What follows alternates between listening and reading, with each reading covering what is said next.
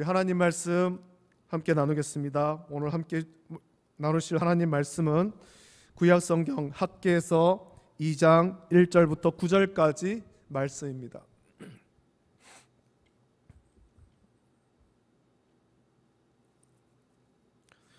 구약성경 1310쪽에 있습니다. 학개서 2장 1절부터 9절까지 말씀을 우리 교독하여서 하나님 말씀을 함께 나누도록 하겠습니다. 1절 말씀 제가 먼저 읽습니다.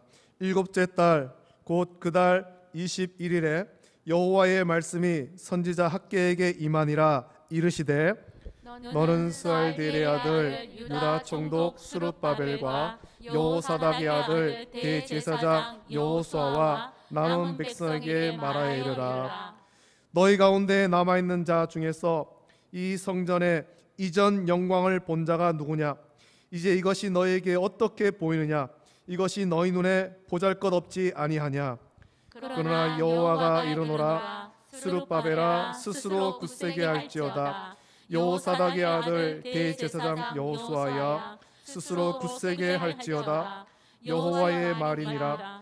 이 땅 모든 백성아 스스로 굳세게 하여 일할지어다. 내가 너희와 함께 하노라. 만군의 여호와의 말이니라. 너희가 애굽에서 나올 때에 내가 너희와 언약한 말과 나의 영이 계속하여 너희 가운데 머물러 있나니 너희는 두려워하지 말지어다. 만군의 여호와가 이같이 말하노라. 조금 있으면 내가 하늘과 땅과 바다와 육지를 진동시킬 것이요 또한 모든 나라를 진동시킬 것이며 모든 나라의 보배가 이르리니 내가 이 성전의 영광이 충만하게 하리라. 만군의 여호와의 말이니라. 은도 내 것이요 금도 내 것이니라. 만군의 여호와의 말이니라. 이 성전의 나중 영광이 이전 영광보다 크리라. 만군의 여호와의 말이니라. 내가 이곳에 평강을 주리라. 만군의 여호와의 말이니라. 아멘. 아멘. 오늘 학개서 2장 1절부터 9절까지 말씀을 통해서 나중 영광이 이전 영광보다 크리라 라는 제목으로 오늘 하나님 말씀을 받겠습니다. 제가 고등학교를 졸업하고 이제 대구로 나와서 교회를 찾아간 곳이 대구 서문교회였습니다. 그 대구 서문교회 대학부를 갔는데 그 공동체에는 그 대학부에는 특별한 그런 그룹이 있습니다. 그룹의 사람이 있습니다. 저도 그 그룹에 속했었는데 그 대학부 내에 큰 그릇이라고 하는 그룹이 있습니다. 이 큰 그릇이라는 그룹은 고등부를 수료하고 대학부로 올라왔지만 대학 진학에 실패해서 재수하는 지체를 큰 그릇이라고 그렇게 부릅니다. 이들을 큰 그릇이라고 부르는 이유가 있습니다. 지금은 비록 대학 입학에 실패해서 재수하지만 하나님께서 더 예비하신 더 좋은 학교, 더 좋은 진로가 있다고 격려하고 위로하기 위해서 이들을 큰 그릇이라고 부르는 거죠.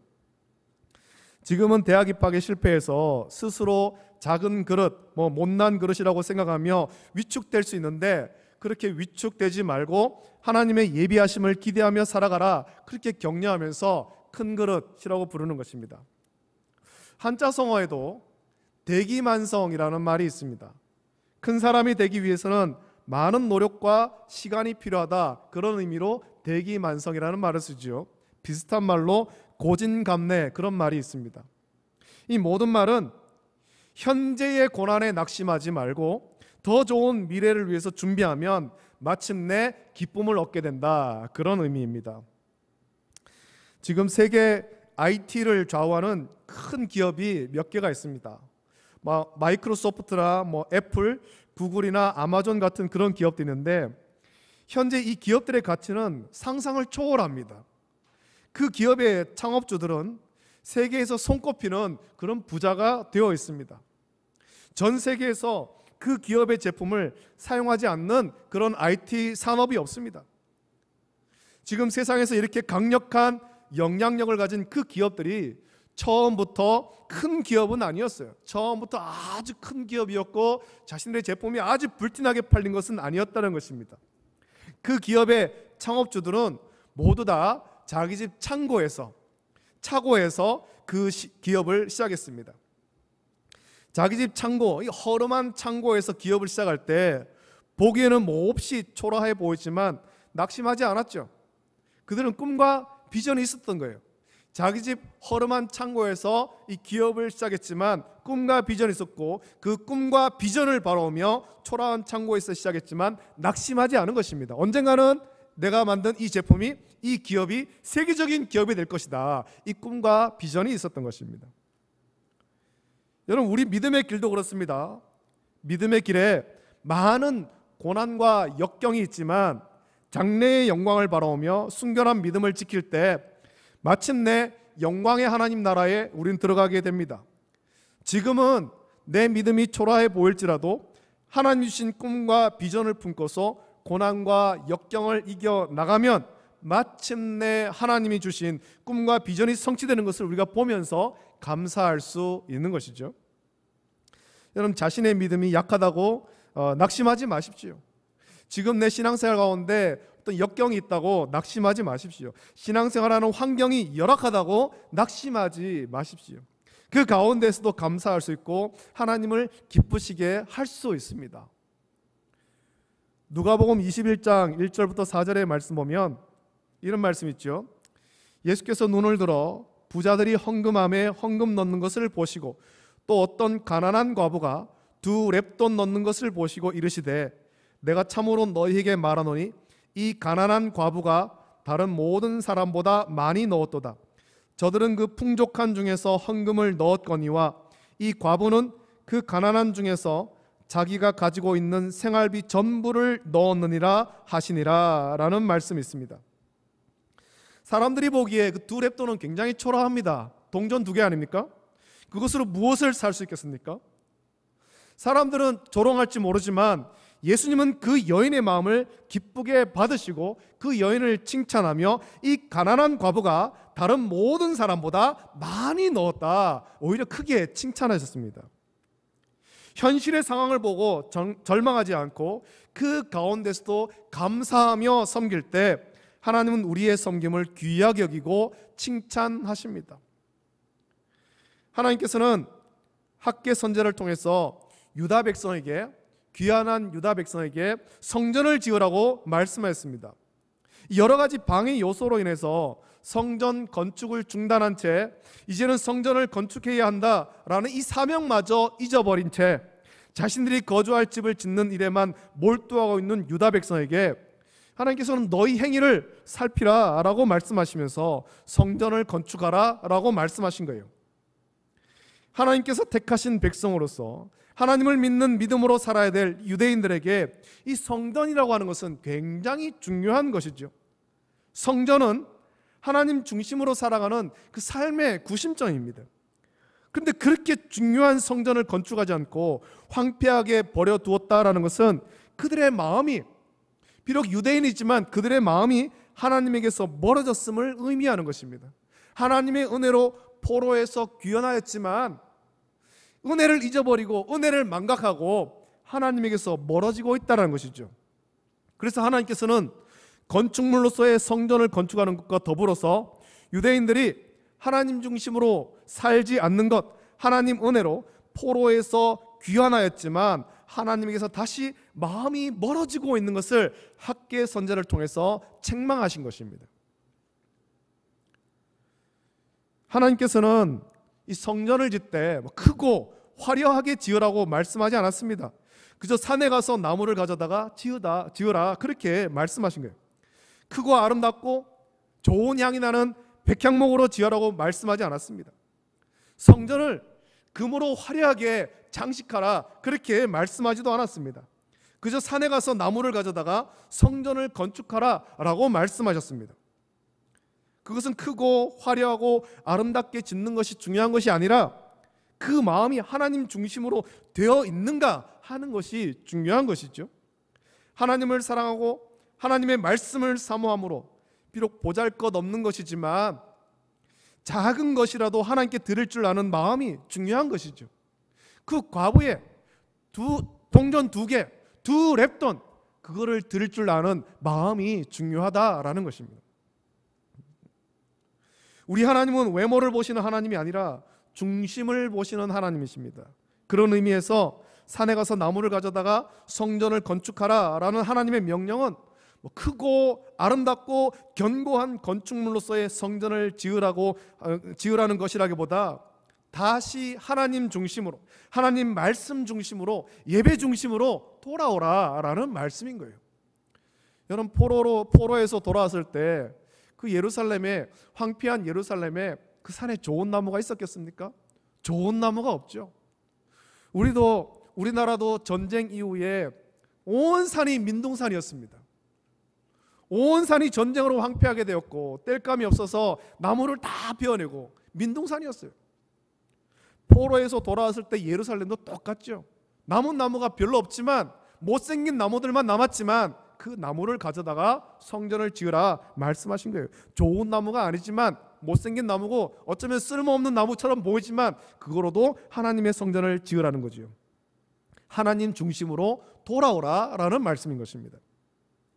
이렇게 학계 선제를 통해서 주신 하나님의 말씀을 통해 하나님께서 마음에 감동을 주셔서 총독 스룹바벨과 대제사장 여호수아 그리고 남은 백성들이 성전을 지었습니다. 그들이 지은 성전은 크지 않았습니다. 화려하지도 않았습니다. 그 성전은 솔로몬이 지은 성전처럼 금으로 화려하게 장식되어 있지도 않았습니다. 보잘것없고 초라하기까지 했죠. 오늘 3절 말씀 보니까 이렇게 말씀합니다. 너희 가운데 남아있는 자 중에서 이 성전의 이전 영광을 본 자가 누구냐? 이제 이것이 너에게 어떻게 보이느냐? 이것이 너희 눈에 보잘것없지 아니하냐라고 말씀합니다. 지금 무너지고 황폐해진 성전을 다시 지었습니다.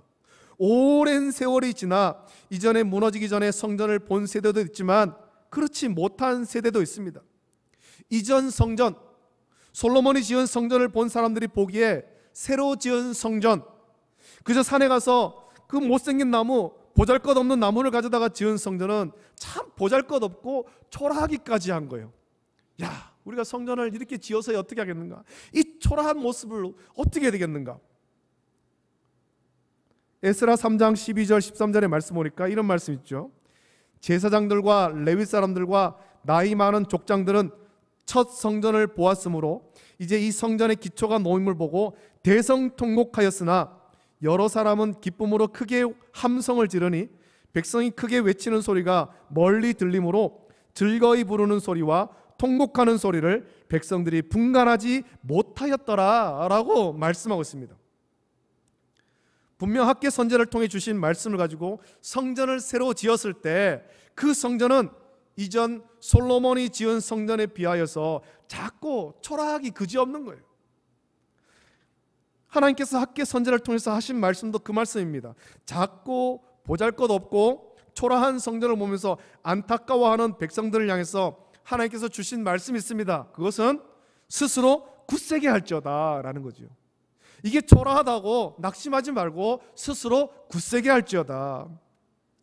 스스로 굳세게 할지어다. 이 말씀은 건축물로서의 성전을 보면서 그것이 크면 기뻐하고 작고 보잘것없고 초라하면 한탄하는 그런 마음을 품지 말고 성전을 건축함으로 하나님을 향해 온전한 믿음과 마음으로 섬기기를 힘쓰라는 것입니다.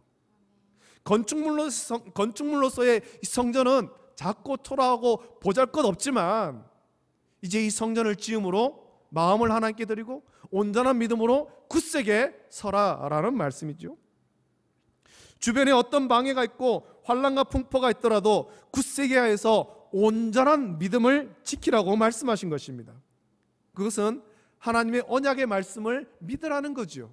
이제는 다시 옛생활로 돌아가지 말고 열강을 의지하지 말고 사람을 의지하지 말고 재물과 권세를 의지하지 말고 하나님만 의지하는 온전한 믿음으로 살라 말씀하신 것입니다. 그래서 5절 말씀에 이렇게 말씀합니다. 너희가 애굽에서 나올 때에 내가 너희와 언약한 말과 나의 영이 계속하여 너희 가운데 머물러 있나니 너희는 두려워하지 말지어다 라고 말씀하신 것입니다. 이 건축물로서의 성전이 중요한 것이 아니라 하나님의 언약을 믿고 믿음으로 온전히 서는 것이 중요합니다. 하나님께서 우리 가운데 일하심을 기대해야 하고 믿어야 하는 것입니다. 이어서 하나님은 조금 있으면 하늘과 땅과 바다와 육지를 진동시키겠다라고 말씀하셨는데, 온전한 믿음, 하나님 중심으로 살아가는 믿음, 그리고 하나님의 일하심을 믿는 믿음을 지킨 유대인들, 그리고 하나님의 백성들을 위해서 하나님께서 일하실 것이다 말씀하신 거예요. 우리는 하나님의 이 말씀을 믿고 온전한 믿음으로 순종해야 할 것입니다. 여러분, 우리도 우리의 처지를 보면서 약하고 초라하다고 생각하는 부분이 많이 있습니다. 패배감에 젖어서 어떻게 해도 안 된다, 그런 식으로 생각하는 것들이 많이 있습니다. 교회에 일꾼도 부족하고 재정도 약하고 시설도 낡았다라고 생각하는 거예요. 이 1년의 세월을 보내면서 여러 가지 이 힘든 일로 인해서 교회에 모여서 예배를 드리지 못하고 할 때, 야, 이제는 큰일 났다, 이제 교회는 다 무너지는구나 라고 생각하는 거예요. 그래서 사람이 많이 모이고 재정도 넉넉한 교회, 예배당도 최신식으로 멋지게 지으면 교회가 항상 부흥할 줄로 생각합니다. 여러분, 그것은 우리의 인간적인 생각일 뿐이에요. 우리 하나님은 우리의 생각대로 일하시는 하나님이 아닙니다. 우리가 그렇게 생각하는 것은 하나님께서 일하심을 믿지 않는 거죠. 원수 마귀가 주는 부정적인 생각이고 타성에 젖은 생각일 뿐입니다. 그런 생각에 젖어서 황폐해진 성전을 돌아보지 않고 그저 자기 집을 짓는 일에나 몰두할 뿐인 거죠. 그러면 절대로 교회는 부흥되지 않습니다. 우리의 삶의 형편도 나아지지 않는 것입니다. 하나님께서 학계 선지자를 통해서 주신 말씀이 그것입니다. 작고 보잘것없고 초라할지라도 산에 가서 나무를 가져다가 성전을 지어야 됩니다. 내가 가진 작은 것일지라도 주를 사랑하는 마음으로 드려야 되는 거죠. 그 과부가 자신이 가진 생활비 전부, 동전 2개밖에 없지만 그것을 드리는 것입니다. 내가 가진 것 하나님께 드리는 거예요. 난 아무것도 드릴 것이 없고 아무것도 할 수 없다라는 것이 아니라, 내가 가진 것, 하나님께서 나에게 주신 은혜, 재능, 이런 것들을 통해서 하나님께 드리는 거죠. 우리가 아무것도 하지 않고 그저 자신의 육체를 위해서만 살아간다면 하나님은 절대로 그 인생에 복을 주지 않으십니다. 우리는 비록 약하고 힘이 많지 않을지라도 주를 위해서 우리는 우리의 자리에서 일어나야 되는 것입니다. 우리에 있는 그 자리에서 일어나야 되는 것입니다. 주를 위해서 일어나는 것입니다. 하나님 중심으로 우리는 다시 일어서야 되는 거죠. 그리고 주께서 원하시는 일을, 주를 섬기고 교회를 섬기는 일을 우리는 시작해야 됩니다. 작은 일일지라도 시작해야 되는 것입니다. 그러면 만물의 주인 되신 하나님께서 우리를 충성스럽게 여기시고 복을 부어주시며 우리의 그 작은 헌신을 통해 하나님께서 영광을 받으시고, 작고 보잘것없고 초라한 교회일지라도, 세상에서는 그렇게 보일지라도 하나님께서는 그 교회를 통해서 크게 일하심을 우리는 보게 될 것이며, 하나님께서 그 교회를 통해서 영광을 받으실 것입니다. 여러분, 우리는 세상의 기준으로 보는 것이 아니라 하나님의 기준으로, 하나님의 마음으로 주를 위해서 헌신하기를 결단하는 우리 모든 성도 되시기를 예수님의 이름으로 축복합니다. 기도하겠습니다. 거룩하신 아버지 하나님, 주님의 사랑과 은혜를 감사함을 드립니다. 오늘 우리를 또 주의 전으로 부르시고 예배 자리로 인도하심을 감사함을 드립니다. 우리에게 주신 말씀을 기억합니다. 아버지 하나님, 우리는 참 작고 약하고 초라하지만 주를 위해서 우리의 가진 것, 우리의 재능, 우리의 달란트 사용할 수 있도록 은혜 주시옵소서. 우리가 있는 그 자리에서 내가 가진 것, 주께 받은 것, 그것이 아무리 작을지라도 그것을 통해서 주를 위해서 일할 때에 주께서 우리를 통해서 역사하심을 믿게 하여 주시옵소서. 부정적인 시각으로 우리에게 없는 것만 바라보는 것이 아니라 주를 위해서 작고 또 초라해 보일지라도 그것을 드리고 사용하여서 또 주님의 큰 역사를 맛보는 우리 모든 성도들 있도록 복 내려 주시옵소서. 감사합니다. 예수님의 이름으로 기도드립니다. 아멘.